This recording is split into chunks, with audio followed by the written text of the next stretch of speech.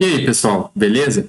Meu nome é Iriam Rodrigues e bora para mais um vídeo aqui do canal, porque hoje eu quero falar com vocês sobre o sistema natural de unidades e, mais em específico, um dos sistemas naturais de unidades, que é o sistema natural de unidades de Planck.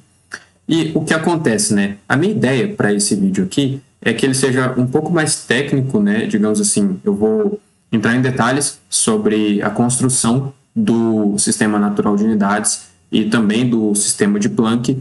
E ao final do vídeo, eu pretendo fazer uma comparação entre o sistema internacional de unidades e o sistema natural de unidades, né? De forma a como a gente pode sair de um sistema e ir para o outro, né? Sendo assim, então, bora para o vídeo. Bom, vamos lá então. Falando do sistema natural de unidades, o que acontece? A gente está interessado em transformar um determinado conjunto de constantes aqui, fundamentais em geral, tal que essas constantes, C1 igual às outras, igual a Cn, igual a 1. Eu estou interessado em redefinir essas constantes tal que elas sejam iguais a 1. Para quê? Para facilitar as contas, né? E, bom, há vários conjuntos de constantes que a gente pode redefinir, de forma que o conjunto que eu vou estar interessado vai ser a velocidade da luz no vácuo, T igual a H cortado, que é a constante de Planck sobre 2π, que é igual à constante de Boltzmann, que é igual à constante da gravitação universal, que é igual a 1. É esse conjunto de constantes que eu vou abordar, em que vale enfatizar que não é qualquer conjunto de constantes que a gente pode fazer isso daqui.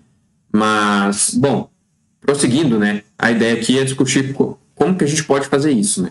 Então, para pegar como exemplo, vamos utilizar a velocidade da luz no vácuo, em que é aproximadamente 3 vezes 10 a 8 metros por segundo. Há dois jeitos que eu quero tratar aqui de fazer com que C seja igual a 1.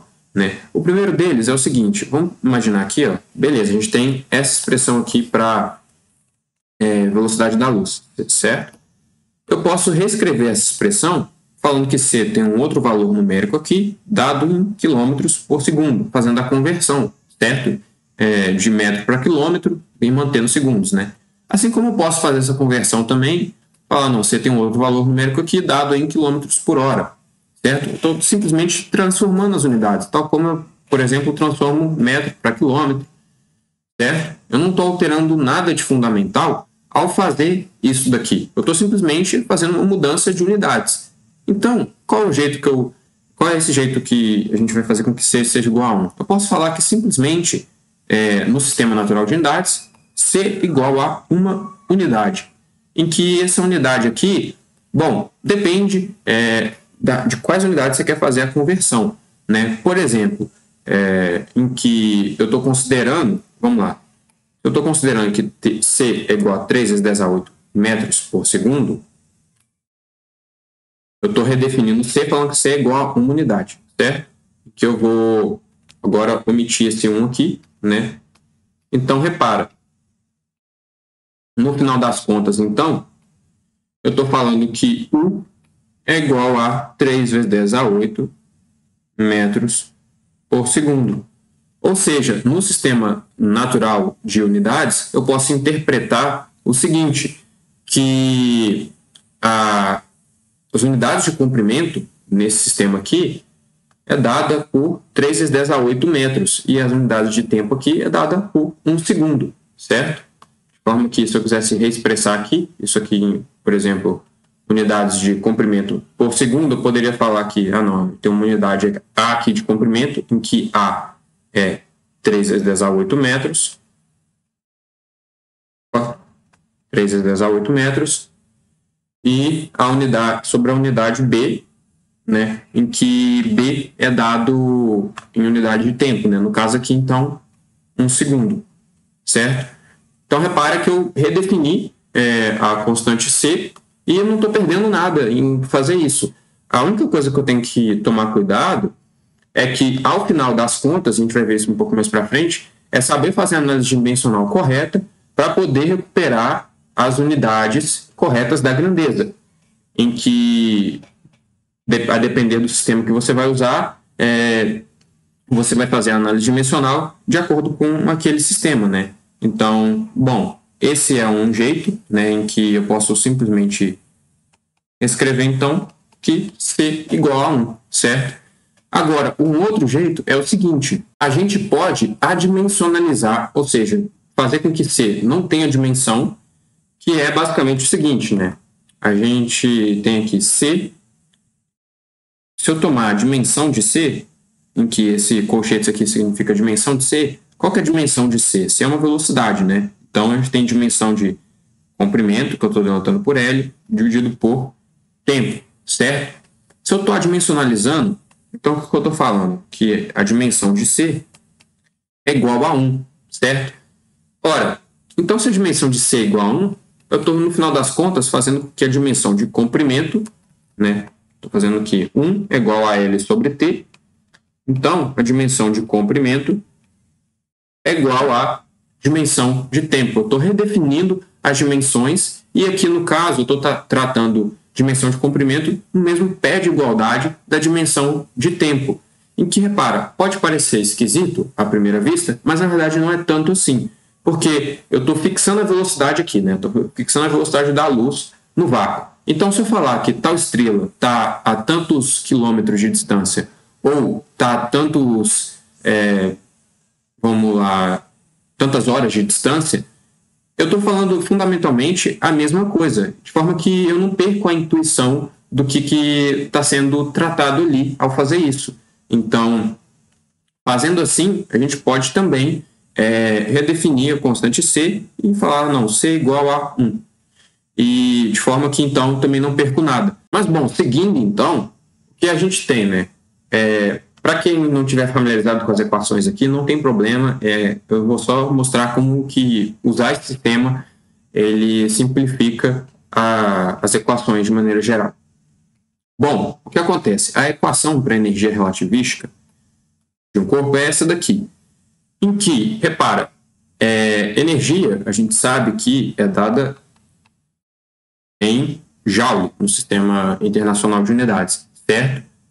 Bom, então, o que acontece? No Sistema Natural de Unidades, em que eu estou fazendo com que C seja igual a 1, esse C aqui, né, ele vai simplesmente sumir, né, entre aspas, das equações, e eu posso reescrever ela dessa forma aqui, de uma forma bem mais simples e bem mais fácil de eu trabalhar do que se eu carregar os fatores de C, de forma que, fazendo isso daqui, repara, se eu substituir expressões para momento e para massa aqui, no final das contas eu vou ter algo que não necessariamente está nas dimensões corretas, né? Suponha que, por exemplo, o momento é 0 e o corpo, então a energia relativística do corpo é igual a massa ao quadrado. Bom, se eu analisar as dimensões dessa expressão aqui, a dimensão da energia vai ser igual à dimensão da massa, certo?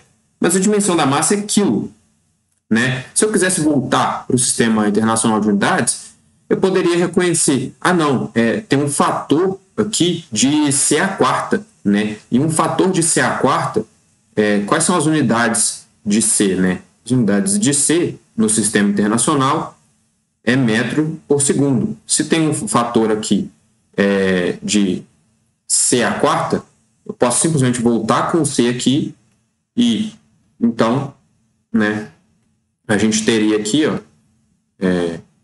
as dimensões de C, só que no caso aqui quadrado, né, porque, bom, que eu tirei a raiz, né, então aqui ficou a dimensão de energia, igual a dimensão de massa, dimensão de C quadrado, né. Então ficaria quilograma, que é a dimensão da massa, e dimensão da velocidade da luz ao quadrado é metro quadrado segundo ao quadrado, recuperando assim a informação no Sistema Internacional de Unidades. De forma que, bom, fazendo isso, eu simplifiquei as expressões, né, mas no final das contas, se eu for substituir e quiser no Sistema Internacional, eu teria que voltar com os fatores de C para ter as dimensões corretas, né? Em que, por exemplo, aqui, para a expressão do fator de Lorentz, é a mesma coisa. No Sistema Internacional de Unidades, esse fator de C quadrado aqui, sendo 1, a gente pode, né, sumir com ele aqui, né, entre aspas. E, bom, ficando então só 1 menos V quadrado, em que se gama era uma grandeza adimensional, para eu voltar com as dimensões de gama, eu teria que reinserir fatores de C quadrado ao final dos cálculos aqui que eu fosse fazer.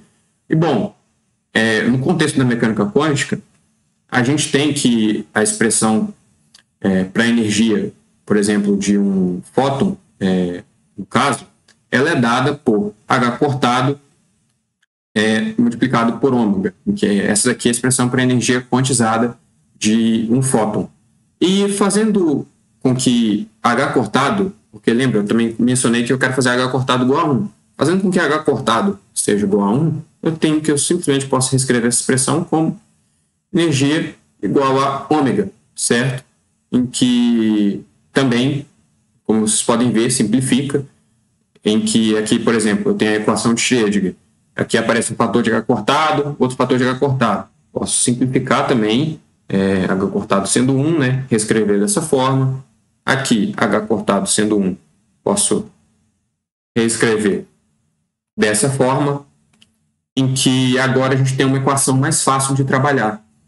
E também tem essa outra equação aqui, que é a equação de Klein-Gordon, e no caso, fazendo com que C quadrado, C seja igual a 1, a gente tem que C igual a 1, né? Então, tem um fator de 1 aqui multiplicando, posso botar esse fator de 1, repara que aqui eu tenho C quadrado e H cortado ao quadrado.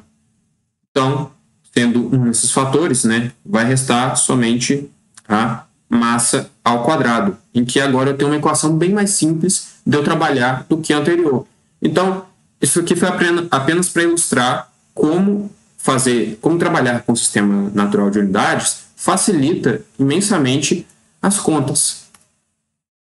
Em que aqui agora vamos trabalhar, então, com essa noção, né, que C igual a cortado igual a 1.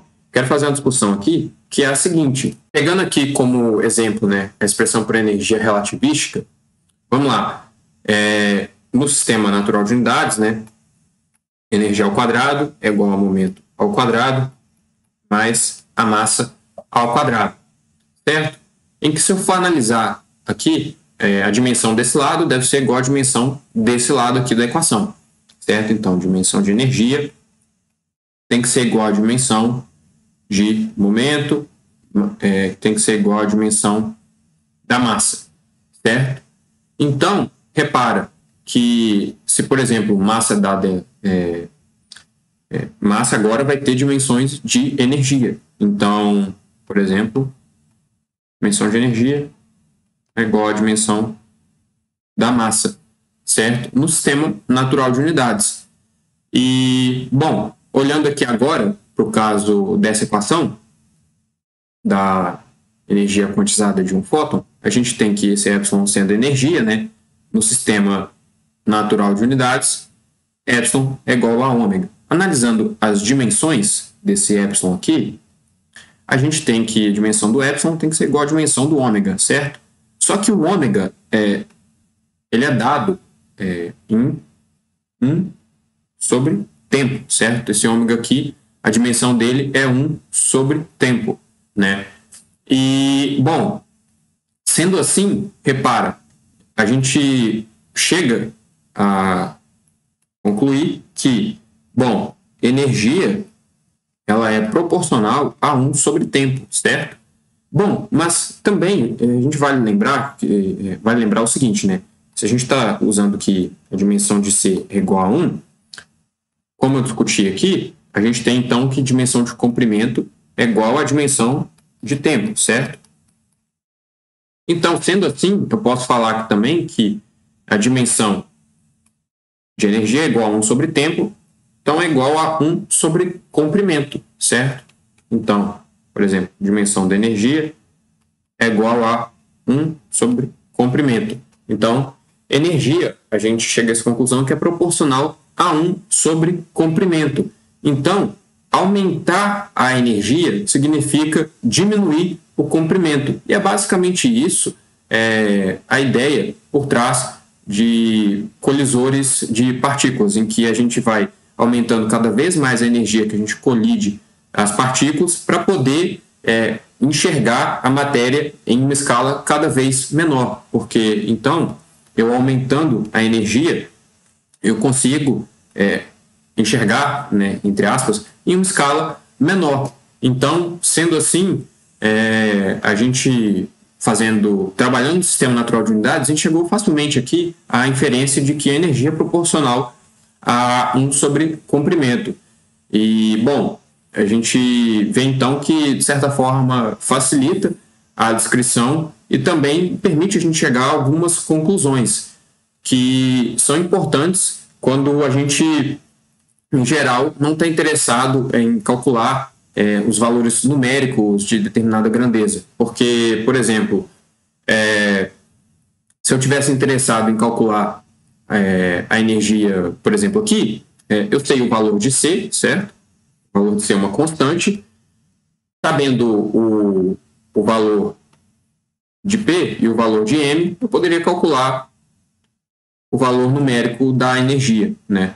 E, bom, aqui, se eu cheguei a essa expressão, né, no sistema natural de unidades, bastaria voltar para a expressão que é a mais geral. E, bom, é basicamente essa a ideia do sistema natural de unidades. Ele simplifica os cálculos que a gente vai fazer. Uma coisa que eu esqueci de chamar a atenção é o seguinte: eu estou falando aqui que, por exemplo, né, a dimensão de C é proporcional a comprimento, é igual a comprimento dividido por tempo, né?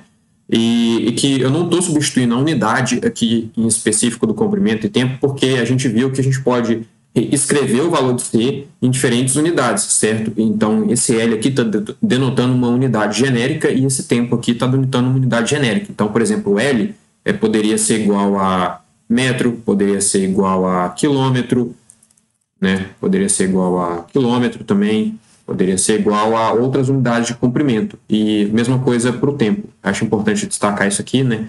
Para não ter essa confusão, em que essa unidade aqui, essa aqui é a dimensão, né? E essa dimensão, a depender das unidades que você está interessado, você vai expressar as unidades correspondentes, né? Então, queria fazer esse adendo também. Sendo assim, agora eu quero falar então sobre um sistema natural de unidades em particular, que é o sistema de Planck, ou escala de Planck, né, que eu estou colocando aqui. E, bom, nesse sistema a gente tem dentre outras, né, essas 4 unidades aqui que eu vou mostrar como se constrói as unidades de Planck. No caso aqui, o LP é o comprimento de Planck, MP é a massa de Planck, Tzinho P é o tempo de Planck e T grande P é a temperatura de Planck, em que a gente vai construir essas unidades em termos das constantes fundamentais. E a gente vai ver que quando a gente expressar as equações no sistema de Planck, a gente vai ver que, no final das contas, essas constantes são iguais a 1. Então, sendo assim, o que acontece? Para isso, a gente precisa das unidades das constantes fundamentais. Então, aqui está aqui o valor de C, né, que tem seu valor numérico, dado em metros por segundo no sistema internacional. H cortado tem o seu valor numérico, dado em metro quadrado, quilograma por segundo, e, bom, assim por diante. O que acontece? Eu vou denotar aqui, então, a dimensão do comprimento de Planck por L, grande, a dimensão da massa de Planck por M, a dimensão do tempo de Planck por T grande, e a dimensão da temperatura de Planck por θ. Então, sendo assim, né, o que a gente vai fazer? A gente quer obter o LP, né, em termos das constantes fundamentais. Escrever ele em termos das constantes fundamentais. E como é que eu posso fazer isso, né? Bom, se eu combinar essas constantes aqui, a gente pode construir o comprimento de Planck da seguinte forma, que a gente tem C elevado a uma determinada potência aqui, que eu vou chamar de alfa, vezes H cortado elevado a uma determinada potência, que eu vou chamar de beta, vezes constante de Boltzmann elevado a uma determinada potência aqui, gama, vezes a constante da gravitação elevada a uma determinada potência, sigma. Eu posso expressar o comprimento de Planck através dessa combinação, em que eu preciso encontrar, então, essas potências aqui para saber como o comprimento de Planck pode ser escrito em termos dessas constantes. E como é que eu faço para encontrar essas potências? Analisando as dimensões. E, bom, então, fazendo a análise dimensional, né, a gente tem que comprimento de Planck é igual a L, certo? Em que eu vou omitir agora isso daqui e vou ficar só com L. Então, estou pegando as dimensões de cada lado da equação aqui. Então, aqui, L. A dimensão de C, qual que é? É comprimento, né, metro por segundo. Comprimento por tempo. Então, a gente tem que... Isso aqui é C é L vezes... dividido por tempo, né, posso escrever como T a menos 1 elevado a alfa, certo? Mesma coisa para o H cortado. Comprimento ao quadrado vezes massa vezes, né? Então, vezes segundo a menos 1, né? Ou então tempo a menos 1, certo? Elevado a beta. Constante de Boltzmann, a gente tem aqui comprimento ao quadrado, metro ao quadrado, quilograma, massa, sobre segundo ao quadrado, que é tempo a menos 2, e temperatura, né, que é Kelvin, que eu estou colocando aqui como θ, a menos 1. Certo? Isso tudo elevado a gama. E G, a gente tem que G é igual a comprimento ao cubo sobre massa, vezes massa, menos 1, vezes tempo a menos 2, certo? Tempo aqui está no denominador. Então, isso tudo elevado a sigma, certo? E aqui o L, né, no caso aqui, elevado a 1. Então, repara, agora a gente tem aqui uma equação para a gente resolver. E ela parece um monstro, né, a princípio, mas a gente vai ver que ela, na verdade, é mais simples de resolver do que parece. Porque, note o seguinte, vou passar aqui para a próxima página.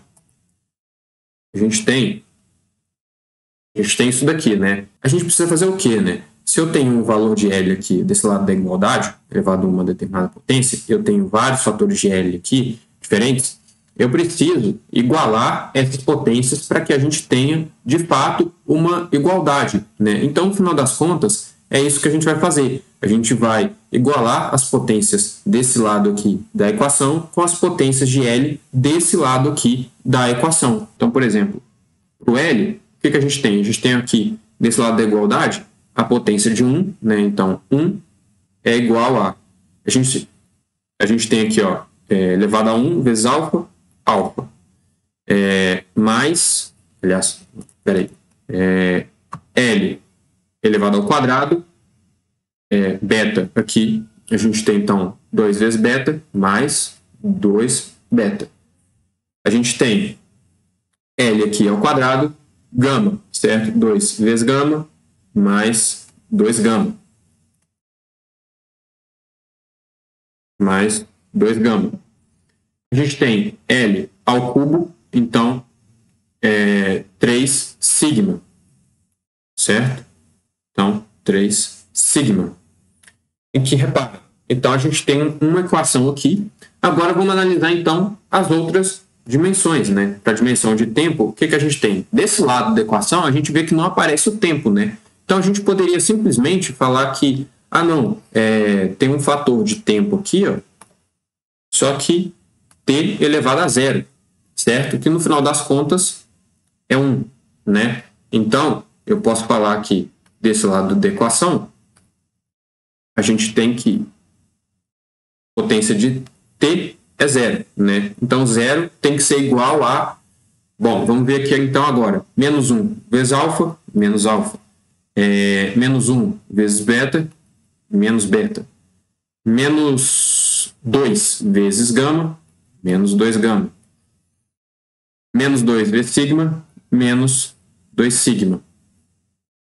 Mesma coisa agora para massa. Para massa a gente tem, né, a potência de 0 aqui, pelos mesmos argumentos do tempo, né? Então, massa a gente tem aqui, ó, que não aparece, aqui aparece 1 vezes beta, beta.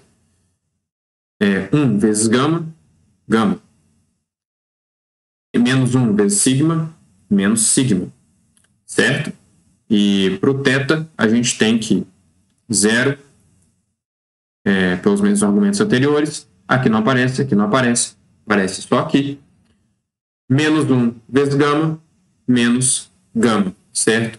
Então, agora repara, a gente tem um sistema de 4 equações e 4 incógnitas para resolver, certo? Incógnitas para resolver. Bom, então agora basta a gente resolver esse sistema, em que eu vou começar por essa última aqui, né? A gente tem então que gama é igual a zero.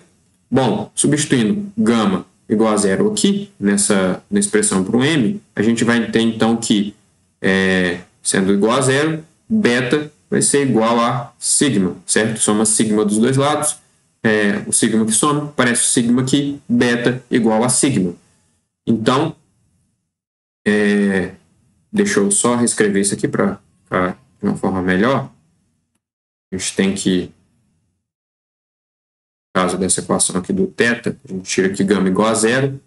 Para a equação do m, a gente tira aqui beta é igual a sigma.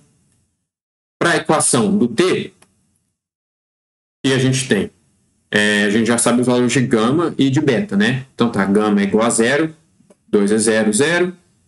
Então, 0 igual a menos alfa, menos beta, 0 aqui, certo? Menos 2 sigma. E a gente sabe que sigma é igual a beta, certo? Então, vai ficar menos 2 beta. Então, resolvendo aqui, a gente tem que menos 3 beta igual a alfa. Então, a gente tem... Bom, vou deixar dessa maneira aqui. Alfa igual a menos 3 beta. E para a equação do L, a gente vai ter o seguinte: 1 igual a alfa mais 2 beta. Bom, eu vou substituir o valor de alfa, né? Poderia substituir o valor de beta também, dando o mesmo. Mas alfa é menos 3 beta. E a gente tem, então, mais 2 beta, mais 2 gama, só que gama é igual a zero, então não aparece nada aqui, mais 3 sigma, e sigma é igual a beta, então fica mais 3 beta.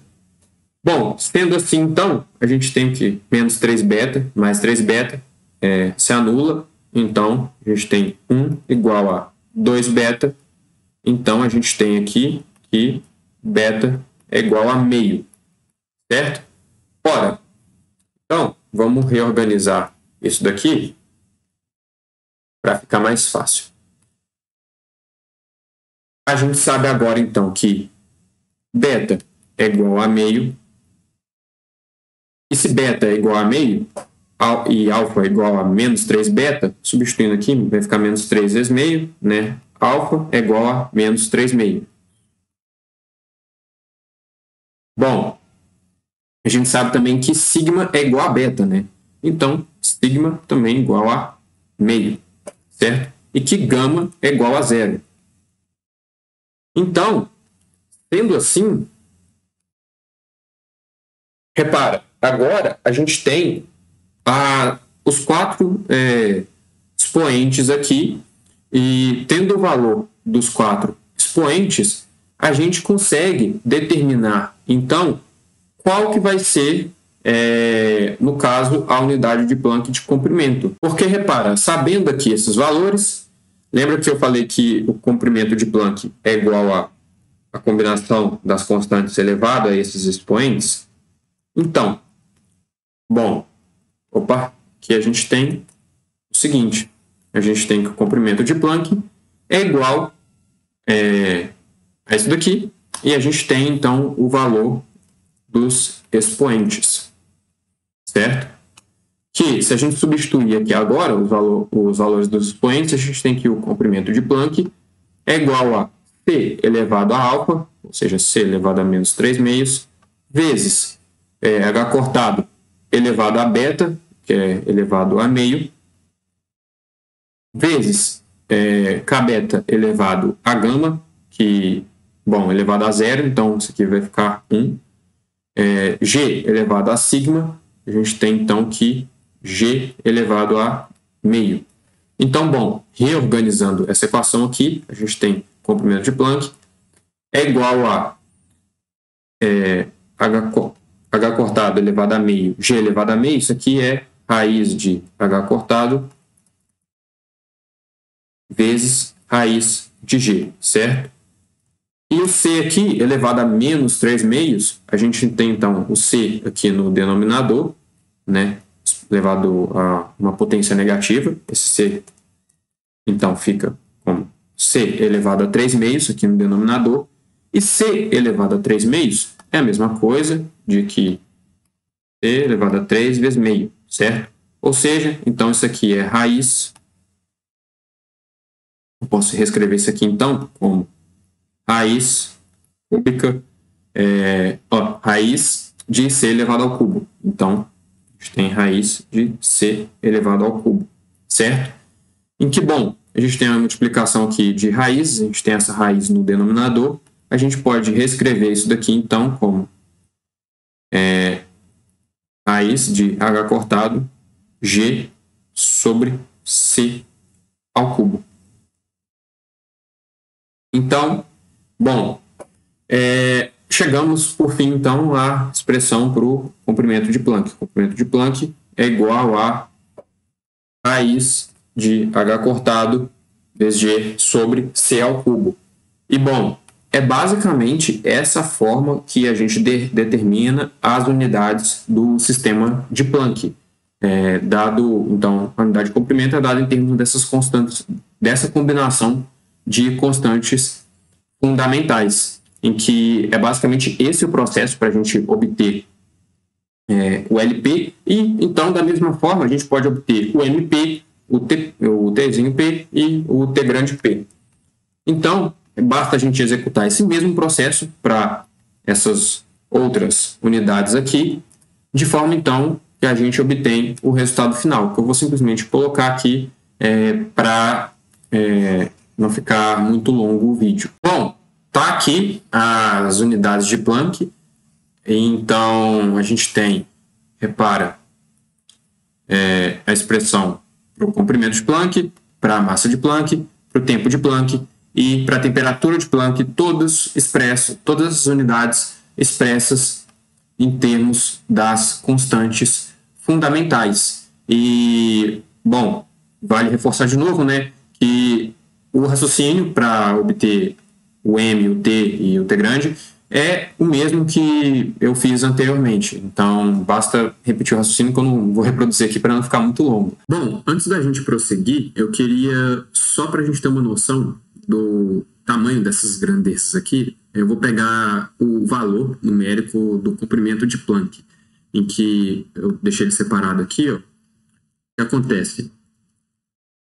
A gente tem que o comprimento de Planck, LP aqui, ele é proporcional a 10 a menos 35 metros. Ou seja, é algo muito pequeno, é uma escala de comprimento muito pequena, e de forma que, hoje em dia, a gente ainda não tem acesso a uma escala como essa, em que, para a gente ter uma comparação, o valor do raio de Bohr, que é esse A0 aqui, que corresponde à distância da primeira órbita do átomo de hidrogênio, no caso, ele é proporcional a 10 a menos 11 metros. Ou seja, a gente tem aqui um gap, uma diferença, né, de 24 ordens de grandeza. Então, sendo assim, né, a gente tem uma diferença de 24 ordens de grandeza, em que, bom, para vocês verem o tanto que essa escala aqui, ela é pequena, né? E, bom, só para a gente fazer esse efeito de comparação aqui. E, sendo assim, vamos prosseguir, então, que agora eu quero falar sobre a escala de Planck e o Sistema Internacional de Unidades, né? Eu quero mostrar aqui como a gente faz a conversão do Sistema Natural de Unidades para o Sistema Internacional de Unidades. Para fazer isso, o que acontece, né? Para converter essa expressão aqui no Sistema Internacional de Unidades para o Sistema Natural de Unidades, em que eu estou tratando da escala de Planck, o que acontece, né? Eu falei que a gente pode fazer com que G seja igual a uma unidade, certo? Mas, vamos lá. Então, qual deve ser essa unidade aqui para que eu consiga reescrever essa expressão aqui? né? Bom, essa unidade aqui, repara o seguinte, né? Que, dada a expressão da gravitação universal, a gente tem que G pode ser escrito como F R ao quadrado, Mzão sobre Mzinho. Então, eu posso reescrever esse G aqui como sendo simplesmente igual a força de Planck, raio de Planck ao quadrado, massa de Planck e Mzinho de Planck, né? Em que esses dois termos aqui são termos de massas, esse termo aqui é um termo de força, e que esse termo aqui é um termo de distância. Então, essas são as unidades de Planck em que eu estou reescrevendo o G em termos delas. E se eu fizer isso, repara que então que a gente vai ter o seguinte, né? Substituindo aqui, a gente vai ter que F é igual a força de Planck, R de Planck ao quadrado, MP, Mzinho P, vezes Mzão, Mzinho, R ao quadrado, certo? Em que se eu reorganizar essa equação aqui, eu vou ter o seguinte, ó, F sobre Fp igual a Mzão sobre Mzão P, Mzinho sobre Mzinho P, raio sobre Rp, certo? Em que, note que é o seguinte, eu posso agora reescrever essa equação aqui, chamando essas combinações aqui, ó, essas combinações, por exemplo, da seguinte forma.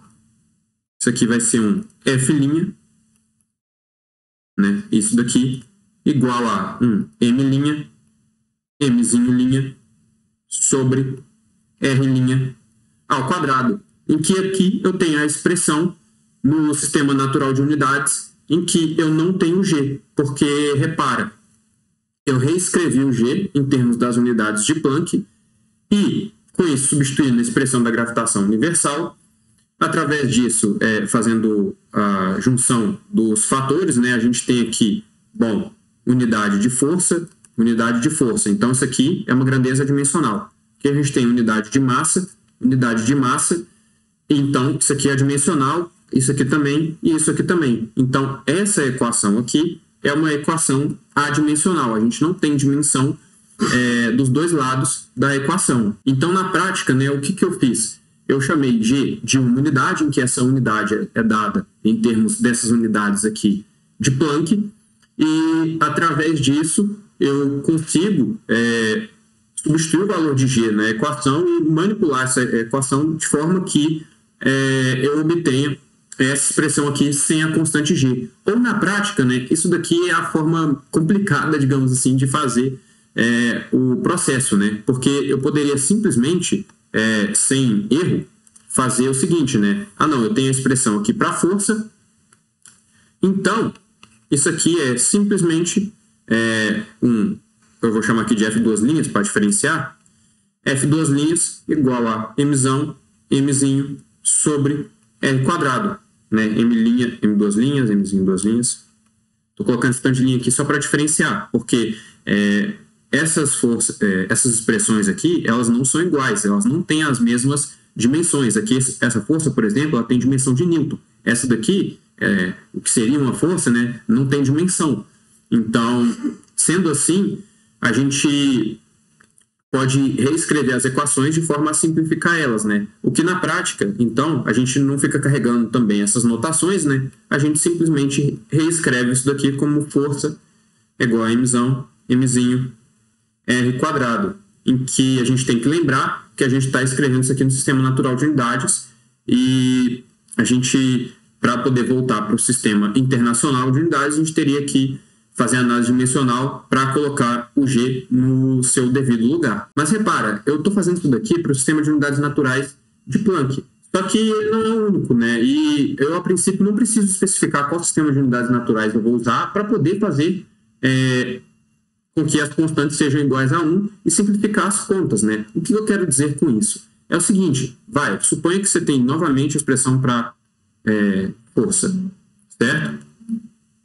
A gente tem aqui que essa expressão em que, bom, se eu não especificar, eu vou falar assim, não, G é igual a 1 no sistema de unidades naturais, né? De forma sem ser tão rigorosa assim. A gente tem o G igual a 1, beleza. Então tá. Então a nova expressão para força é igual a massa, vezes mzinho, né? Massa pequena, né? R ao quadrado. Então, beleza. Aí, suponha que eu quero agora voltar para o sistema internacional de unidades, que está dado nessa expressão aqui. Eu posso escolher o sistema internacional de unidades para dar o valor numérico, né, da força, em que no sistema internacional de unidades, força é dada em Newton, certo? Ou mais especificamente, quilograma, metro por segundo ao quadrado. Se eu quisesse, então, recuperar os valores corretos, o que eu precisaria fazer, né? Eu precisaria fazer a análise dimensional aqui da equação. Então, por exemplo, a gente tem que a dimensão de F é igual ao que? A gente tem que a dimensão da massa, dimensão de mzinho, né? Dimensão de R ao quadrado. Certo? Agora, isso daqui é massa, né? E massa eu denotei como o seguinte, né? Eu denotei como sendo M, certo? Então, se massa é M, aqui também tem uma dimensão de massa, vezes M, e aqui é distância, né? Então, comprimento, L, que eu estava denotando por L ao quadrado, isso aqui é igual, então, a M quadrado, L quadrado. Só que, a dimensão de força no sistema internacional de unidades é o seguinte, né? Aliás, a dimensão da força, sem necessariamente ser no sistema internacional de unidades, é o seguinte, vou até diferenciar aqui a cor. A dimensão da força é a seguinte, é massa vezes comprimento dividido por tempo quadrado, certo?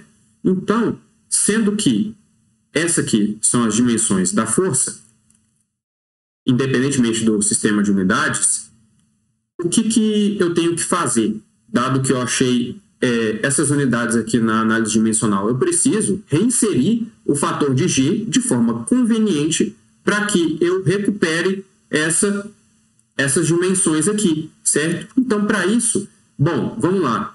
Eu sei qual que é a dimensão de G, certo? A dimensão de G a gente tinha obtido anteriormente, certo? Em que a gente tem aqui a expressão por G, né?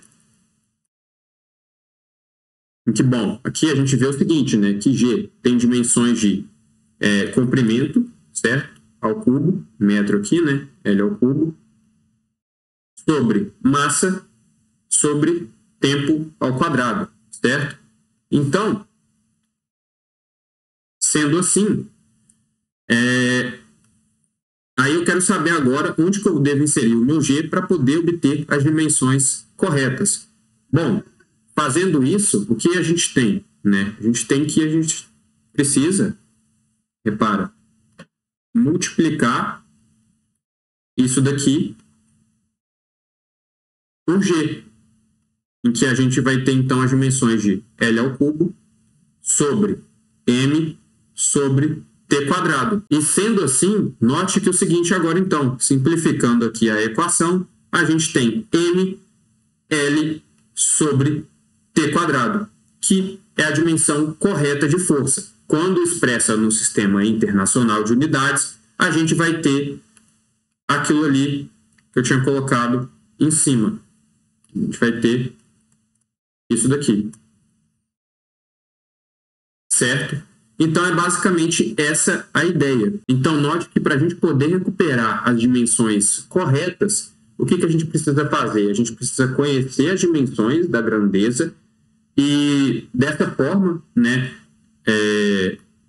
reinserir a constante e, sendo assim, a gente vai recuperar as dimensões da grandeza em questão, em que aqui eu fiz por inspeção, né, mas a gente poderia resolver um sistema, uma equação, né, para poder encontrar essas dimensões aqui, né.